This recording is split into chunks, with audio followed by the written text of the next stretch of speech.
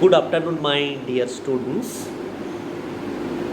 In this online lecture, we'll discuss about the background of the story,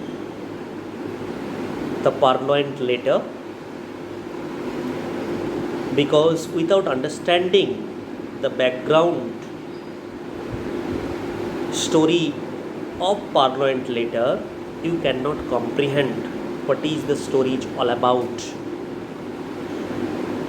and you are unable to understand the meaning of the word Parloint without understanding the background story of this Parloint letter.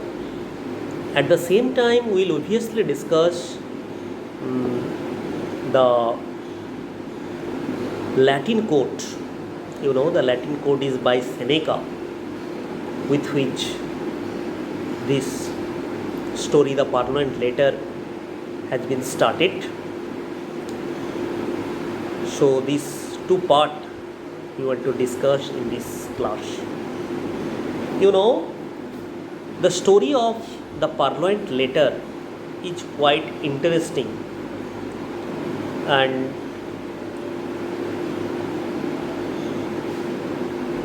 the information would obviously attract your mind,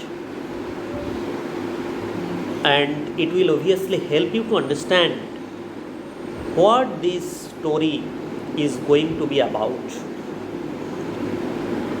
Now, the Parloint letter can be explained as a letter which contains some delicate information that had been stolen or purloined.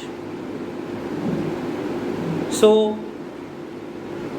the meaning of the particular word purloined is stolen. And what it happened was, an important woman was in her boudoir. So, you know, a boudoir is a kind of a woman's chamber. You may say the woman's bedroom, or it can also mean as a private chamber or the private room of a woman. So once an important woman was inside her private chamber, her bedroom, then a letter arrived, and the letter was supposed to be from the man she was having an affair with. And while she was reading that letter, supposedly came from her boyfriend, so to say, her husband enter into the room. Seeing her husband, so what she does is, he placed the letter on the table in front of her, and her husband could not understand anything else. He could not smell any kind of secrecy in doing so by the wife of that husband.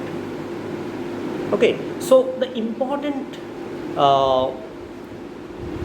letter was placed in front of her on the table.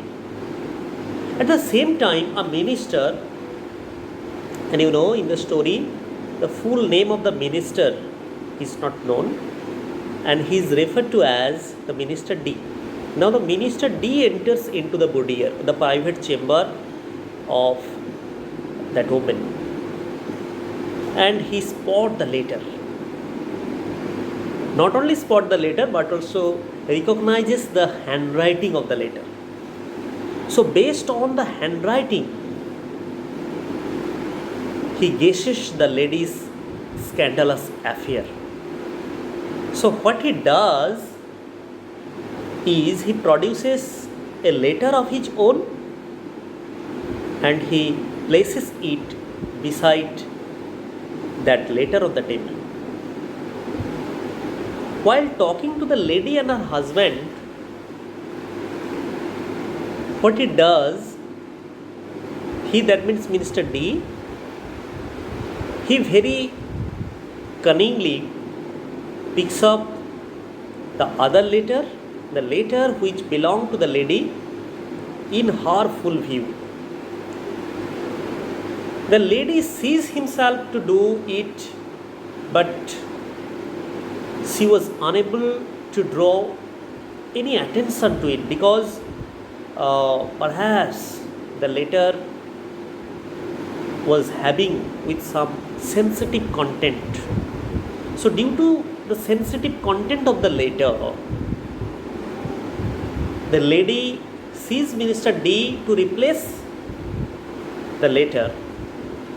Replace, that means he places a letter of his own and he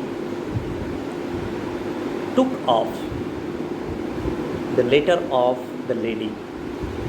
But the lady was unable to do anything in the presence of her husband. So after this incident, what Minister D does is he uses this letter to blackmail the lady. And this lady is the client for this particular detective fiction, the Parloint letter. He goes to the prefect of Paris police,